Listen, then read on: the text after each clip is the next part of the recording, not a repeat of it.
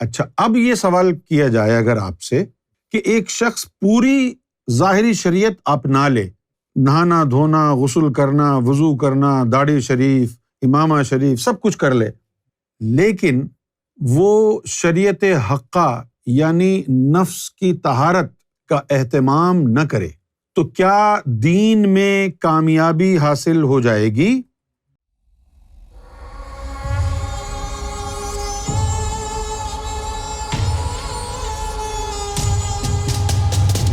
بے شرع جو ہے اس کو کہتے ہیں جو شریعت سے بالکل عاری ہو۔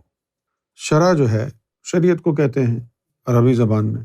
شرع کا مطلب ویسے تو ہوتا ہے قانون، لیکن مذہبی اصطلاح میں شرع جو ہے وہ ایک ایسا ضابطہ ہے جس میں مذہب انسان کو پابند بناتا ہے۔ یہ جو مولوی ہیں یہ بیچارے کامل شریعت کو نہیں جانتے، یہ شریعت کا وہ حصہ جانتے ہیں جس کو دین نے شریعت ناقص کہا ہے۔ شریعت کے دو حصے ہیں جو دین نے بتائے ہیں، ایک شریعت ناقص جو کہ ظاہری شریعت کو کہتے ہیں، اور ایک ہے شریعت حقہ یعنی حقیقی شریعت۔ اچھا، اب کچھ چیزیں ایسی ہیں کہ جن کے بارے میں لوگوں کو غلط فہمی ہے، جیسے نماز پڑھنا، یہ شریعت نہیں ہے، یہ عبادت ہے، یہ فرائض میں سے ہے۔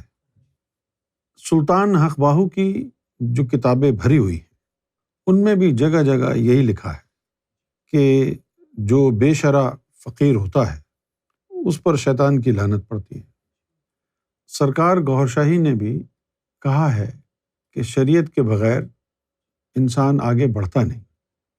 تو اب جو غوث اعظم کا جو قول ہے کہ بے شرع جو انسان ہے اس کو منزل نہیں ملتی، اس میں پوری صداقت ہے، اس میں کوئی شک اور شبہ والی بات نہیں ہے۔ صرف اب سمجھنا یہ ہے کہ پابند شریعہ ہونا کیا ہے اور بے شرع ہونا کیا ہے۔ داڑھی کا جب حکم نہیں آیا تھا تو اس وقت داڑھی کا کیا مقام اور مرتبہ تھا دین اسلام میں؟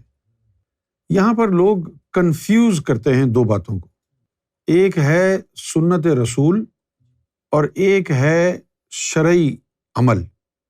بہت ساری چیزیں ایسی ہوتی ہیں کہ جس میں نبی پاک صلی اللہ علیہ وآلہ وسلم کا جو عمل ہے وہ شدت کے ساتھ امت پر لاگو نہیں ہوتا ہے، اور اس کو کہتے ہیں سنت غیر مؤکدہ۔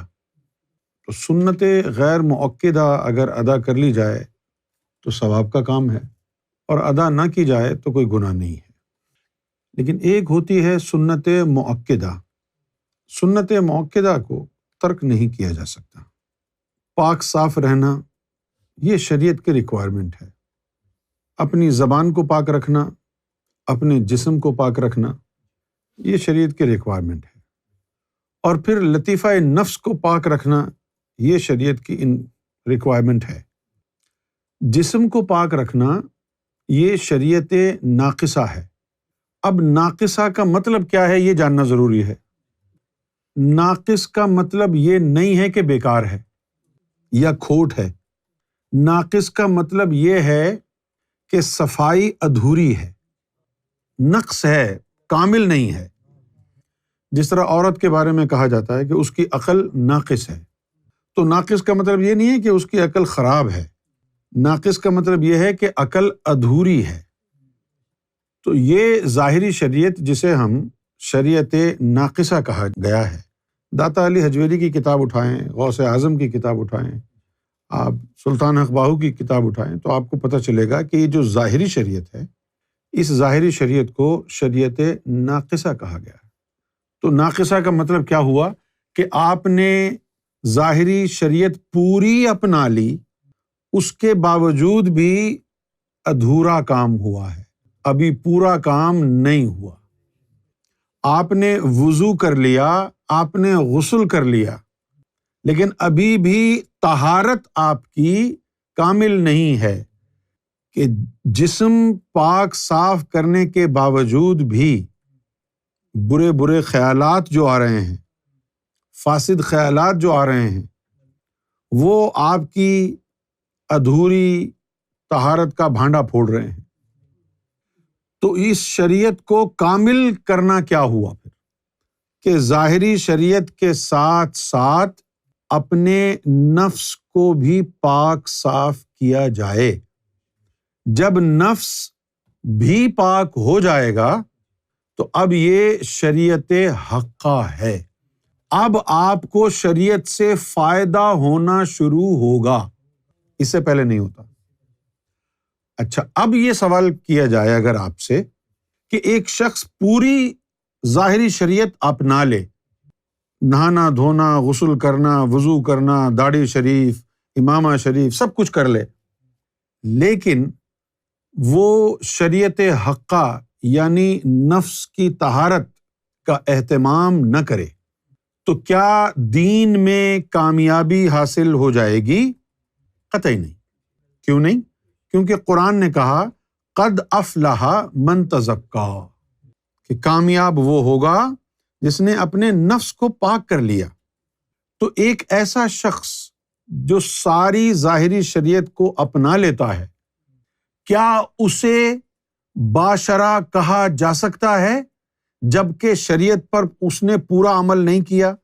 شریعت کا ایک بازو، ظاہری بازو اپنایا اور باطنی بازو شریعت کا چھوڑ دیا، فراموش کر دیا یا اس تعلیم کو رد کر دیا، مانا ہی نہیں، باوجود اس کے کہ قرآن مجید اس کا مصداق ہے۔ اچھا، اب آپ کو داڑھی تو نظر آ جائے گی، امامہ تو نظر آ جائے گا، لیکن نفس کی طہارت کیسے نظر آئے گی؟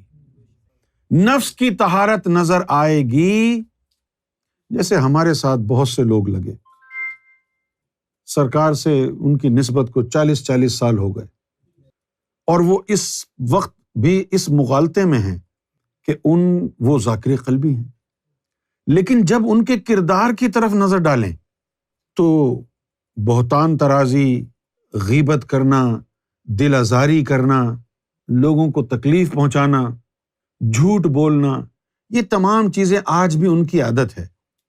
تو کیا ہم یہ سمجھ جائیں گے کہ وہ مومن یا مومنہ ہے؟ کیا ہم یہ سمجھ لیں کہ اس کو سرکار گوہر شاہی کی صحبت میں کچھ ملا ہے؟ اگر ملا ہوتا تو کم سے کم نفس تو پاک ہوتا۔ اگر یہ برائیاں اس میں موجود ہیں، اگر وہ غیبت کرتا ہے بندہ، اگر وہ بہتان لگاتا ہے بندہ، تو سرکار کی تعلیم کیا کہتی ہے؟ سرکار کی تعلیم یہ کہتی ہے کہ بہتان اور غیبت جیسے گناہوں کا تعلق نفس امارہ سے ہے۔ ہم اب کیسے مانیں گے کہ اس بندے نے 40 سال سرکار کی نسبت میں گزارے ہیں اور یہ بڑا کامل ہو گیا ہوگا، جبکہ اس کی زبان کو تو غیبت اور بہتان کی آج بھی عادت ہے؟ تو یہ اس کا محض دعویٰ ہے، اور بہت بڑی بدبختی انسان کی اس وقت ہوتی ہے کہ جب ایک ایسے شخص پر بہتان اور غیبت لگائے جو کہ رب کی طرف سے نمائندہ بنا کے بٹھایا گیا ہو، تو ایک لمحے کے لیے اس کی غیبت کی تو ایمان گیا، ایمان یوں گیا۔ اب آ جائیے آپ ان لوگوں کی طرف جن کو آپ سمجھتے ہیں کہ یہ بڑے باشرع ہیں۔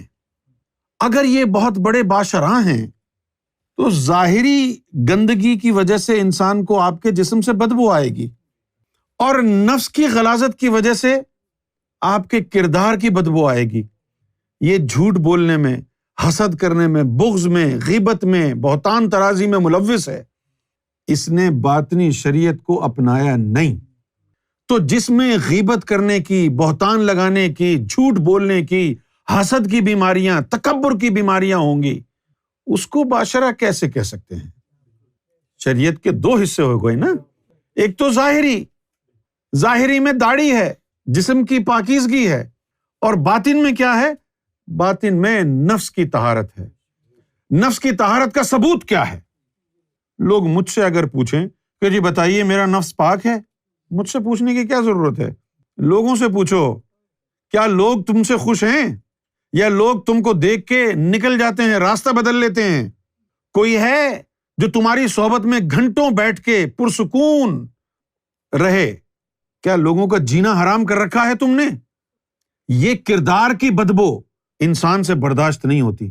جاؤ کسی ایسے شخص کے پاس جو صبح شام لوگوں کی برائیاں ہی کرتا ہو، کسی کا احسان نہ مانتا ہو، غلاظتیں منہ سے اگلتا ہو، اور پھر دعویٰ بھی کرتا ہو میں گوہر شاہی کا مقرب ہوں، یا میں فقیر ہوں، یا میں بہت بڑا عالم ہوں۔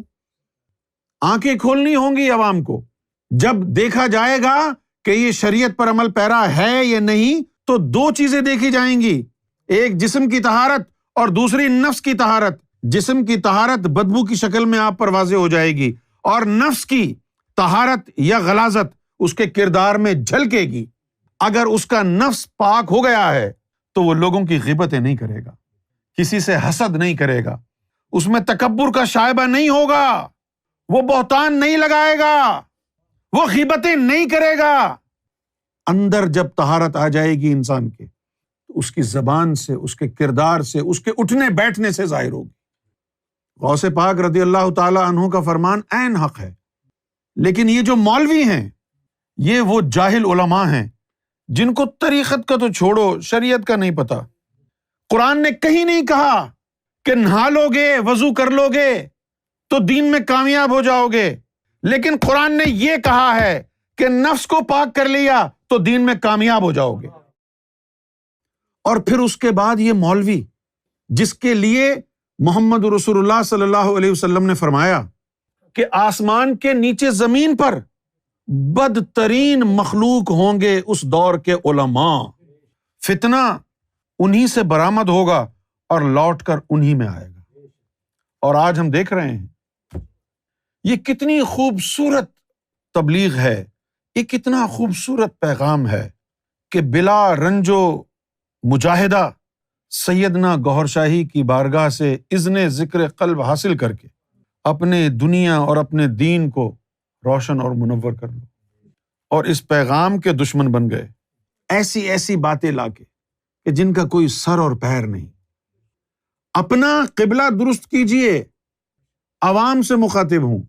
صرف داڑھی رکھنا پابند شریعت ہونا نہیں ہے، صرف شلوار قمیض کرتا پیجامہ پہن لینا، جبہ باندھ لینا پابند شریعت نہیں ہے۔ شریعت کا جو دوسرا جز ہے وہ پہلے جز سے بھی زیادہ ضروری ہے، اور وہ ہے آپ کے نفس کا تزکیہ۔ قد افلح من تزکا، کامیاب ہوگا وہ شخص جس نے نفس کا تزکیہ کر لیا۔ تو اب اگر آئندہ کوئی کہے کہ باشرہ ہونا ضروری ہے تو آپ اس سے یہ پوچھئے کہ چلے آپ بتائیے کہ باشرہ ہونا ہے کیا۔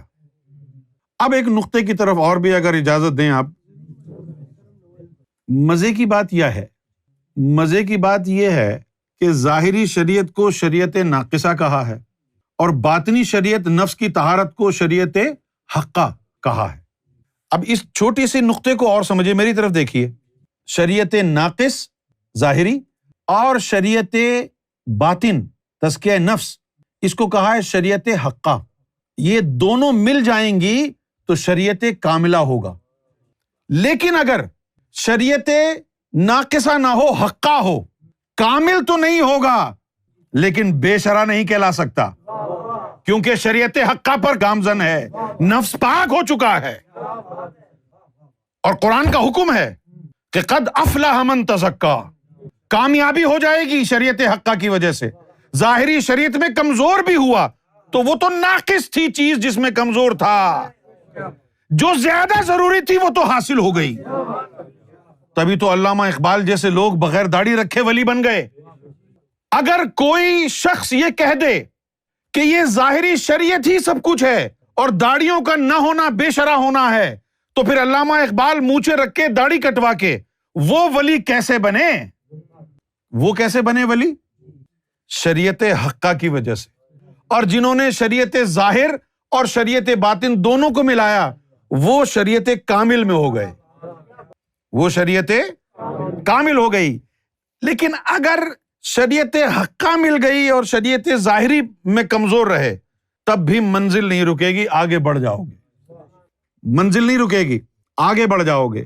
اکیلی شریعت حقہ بھی مل گئی، باطنی شریعت بھی مل گئی تو منزل مل جائے گی، لیکن دوسری طرف شریعت حقہ نہ ہو، صرف شریعت ظاہر ہو، تو اس سے کام نہیں بنے گا، کیونکہ یہ ناقص ہے، حقیقت نہیں ہے، جھوٹ ہے۔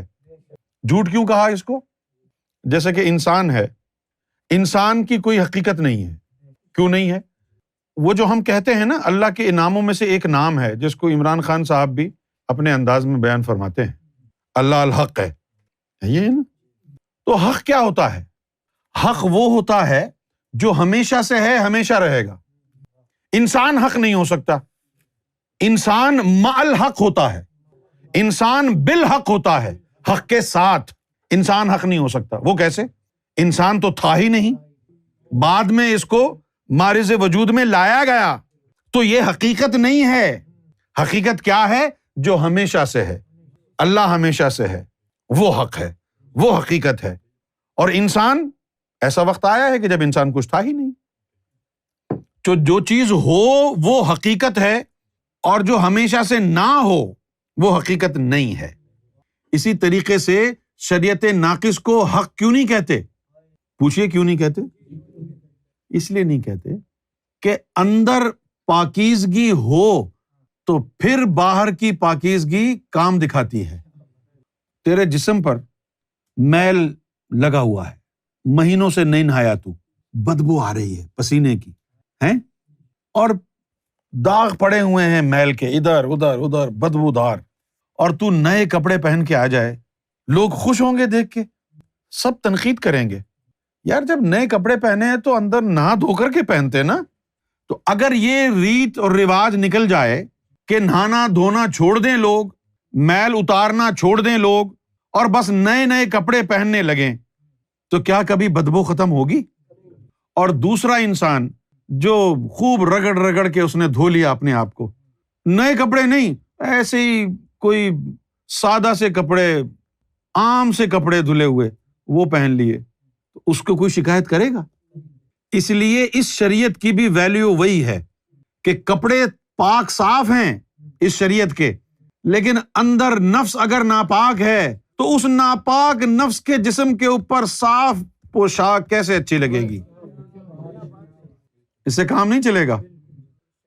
کام چلانے کے لیے ضروری ہے کہ اندر نفس پاک ہو، اور نفس کو پاک کرنا حقیقی شریعت ہے۔ آپ روحانی زبان میں کیا کہتے ہیں کہ نفس کو پاک کیے بغیر کوئی شخص منزل کو نہیں پہنچ سکتا، نفس کو پاک کیے بغیر کوئی شخص اللہ تک نہیں پہنچ سکتا۔ یہ ہے بے شرع ہونا اور شرع والا ہونا۔